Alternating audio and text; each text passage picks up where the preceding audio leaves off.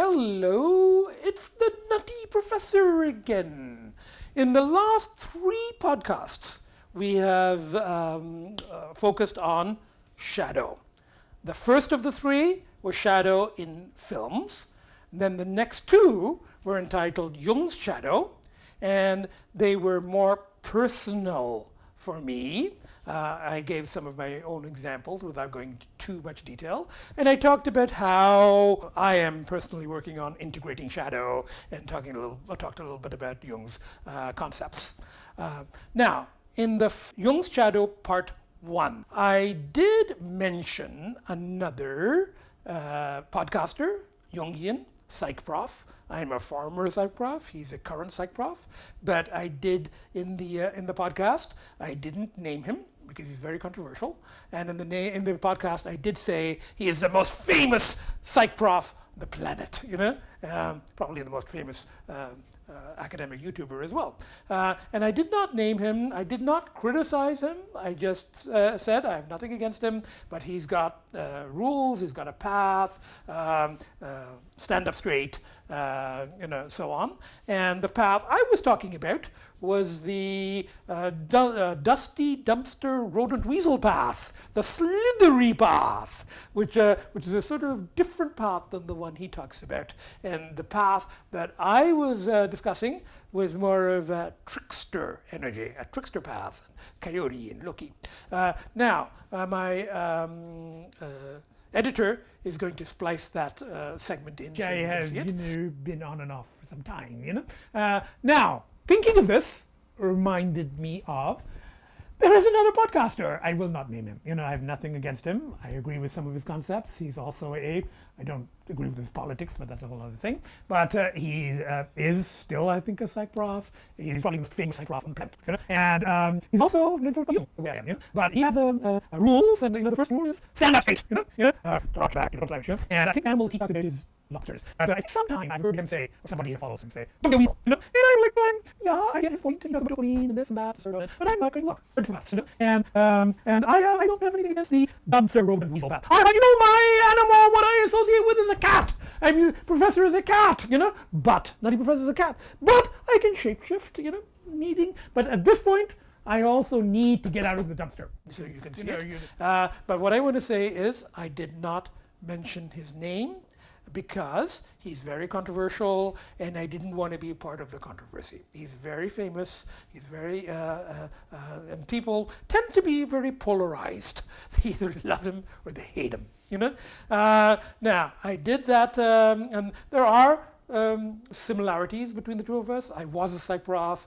I have done podcasts on Jung and shadow. He has done a lot more podcasts, and he also talks about Jung.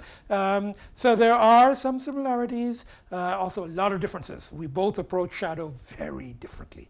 My material on integrating shadow, I talk about personal examples, and it's very different. But 3 or 4 days after we posted that particular podcast, his daughter revealed that he has been struggling with a very bad addiction, very different than mine. Again, very, very different. His was medically based, and it was drugs that he was prescribed when his wife got really sick. And he had an allergic reaction, but he was very sick, And so he's also dealing with an addiction, but a very different kind of addiction than the Nutty Professor's addiction, And the reason I've decided to actually mention him and use his name, and his name, for those of you, as I said, probably the most famous podcaster, Jungian professor on the planet, happens to live in the same city I live in. But his name is Jordan B Peterson. And I don't agree with all of his theories. I agree with some of, and I like some of his stuff on shadow, but I'm doing this and I'm addressing him. I don't think he's going to see this because he's very, he's like a rock star. He's like the rock star of academics. I've actually heard him. I've heard him referred to as the rock star of Jungian psych profs. So, and I did do a podcast much earlier, my second or third, which was I addressed Elton John, a real rock star, when he came out with the movie Rocket Man about his own addiction. And I said it's very unlikely that Elton John is going to see the Nutty Professor podcasts. So it's probably equally unlikely that Jordan Peterson will see the Nutty Professor, because and plus, he's somewhere, I think he's in Russia, and he's sick, and he's recovering, and and as I said, he's in a completely different league, But, I'm motivated to do this podcast because I was absolutely appalled at the reaction of some of his detractors. As I said, he has supporters and he has detractors. And I would put myself in neither category. I have nothing against him. I'm neither really a supporter nor a detractor.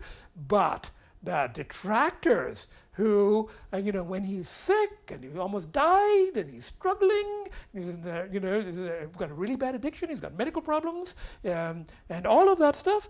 And they are like, people are saying, they're wishing him ill.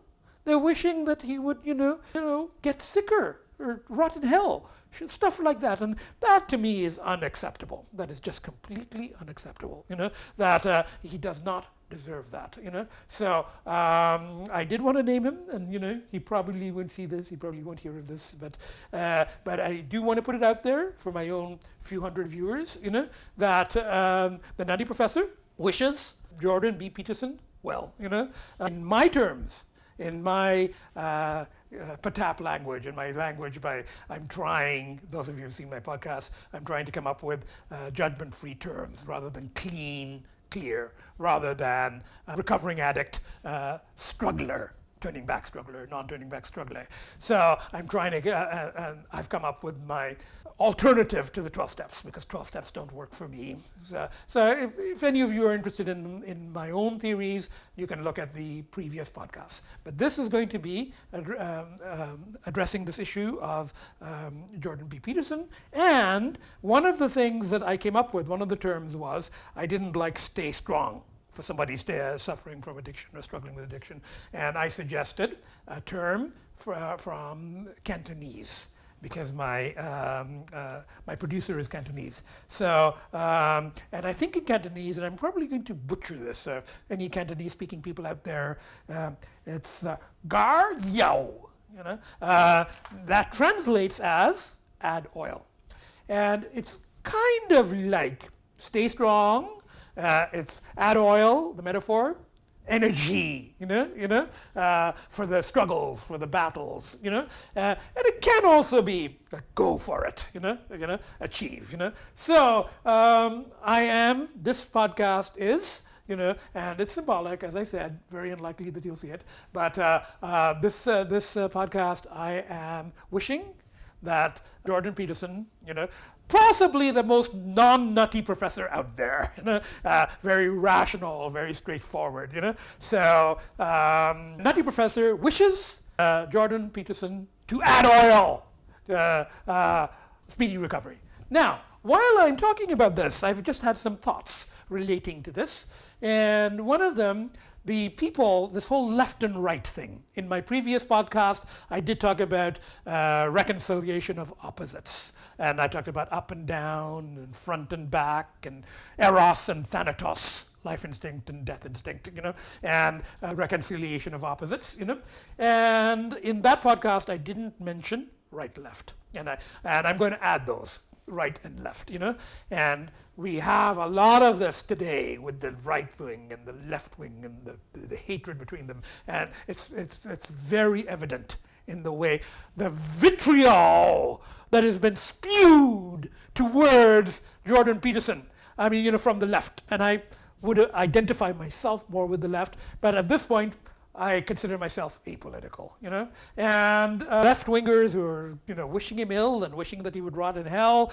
I just, this whole thing. I mean, I think we need to get beyond this left and right. It's another pair of opposites, another pair of opposites that we need to reconcile. And sometimes the far left is just as right as the right wing as the right, They end up being the same, So that's one of the issues. Now, another issue that I just mentioned was the the whole comparison of Jordan Peterson to being a rock star, and the fame and the fortune. In his podcasts on shadow and integrating shadow, one of the things that he focuses on is resentment, and bitterness, and something that you want and you can't have, or someone else has. And if I'm very honest, if I look at this, when he became famous, and I was, and I started my podcast way after him, but we were both psych profs. I was TV Ontario top 10 finalist, all of that stuff. But when he became famous, a little bit of, resentment, But I became aware of it, I focused on it, I sort of unpacked it, if you like, And I think I've pretty much got over it, I'm struggling with my own stuff. I've got my 200-300 viewers who I'm quite happy with. I do the podcast for myself and my strugglers, the people who follow me. And I don't think, and this could be a rationalization now, I'm a Freudian ego defense mechanism, but after having seen the price that he's paid, when he's so sick and people are saying such nasty things about him, I mean, I'm a little thin-skinned for that. It would be hard for me to, so I do empathize with him, and at the same time, I'm now using another ego defense mechanism, that of identification, where you're taking on the characteristics of someone who is, more successful at gratifying their impulses than you are. Usually, they do talk about teenagers who identify with their rock star heroes, and they dress like them, they do their hair like them, and they use their language, all of that stuff. Well, I'm now thinking, it's about time a psych prof, a podcaster, a Jungian, had this kind of attention. I'm like going, go for it, Jordan. You're representing all of us, psych profs. Why should the rock stars have all the attention? Why should they have all the fun? But there's the flip side, which he's also discovering. So now, while I was thinking about this, it led to another thought about how certain. And I'm generalizing a little bit, but certain cultures and times seem to have respected and treated intellectuals, academics, writers, sort of as rock stars. And I was thinking about France. They seem to have this thing, and at one time I was very much into the existentialists, Jean-Paul Sartre, Albert Camus, and one of his famous novels, The Stranger, and another one is La Peste, The Plague, which I think is very relevant to our times at several different levels. And then there was Jean-Paul Sartre, who is, La Nausée, Nausea, No Exit, which is a play in which he says hell is other people, and they were in the French Resistance, and afterwards they were really revered. They were to go to the cafe and drink, and people would come and they're like get autographs, and this is just a little story. When Albert Camus died, and it was 50 years ago last month. 50 years ago, 1960, January, he died in a car accident. It was a Facel Vega, so I'm bringing in my car interest here. It was a rare French car with a Chrysler Hemi engine, driven by his producer. And the car crashed into a tree, and Albert Camus was killed. And there he was at a hero's funeral, and this is how much people, revered intellectuals at the time. The car went out of business. In a couple of years, the sales went down. French people stopped buying. Well, it was only the rich who could afford it anyway. But the Facel Vega went out of business within 2 or 3 years, because the beloved, academic, intellectual writer was killed in the car. Just a little thing in terms of, Peterson is getting, but as I said, it's very split now, and it's also but back then there was a lot of political things too. They were both communist-oriented, but different levels of the party, and politics was a big thing back then too. So now, the final thing I want to do here is and as I said, I'm not going to go into other aspects of the theory. As I said, I don't agree with all of his, but it's irrelevant. It's got nothing to do with it. At this point, the man is sick. I wish him well, and I've explained the term. So I'm going to end this with Jordan Peterson, the Nutty Professor, wishes you to add oil. Bye.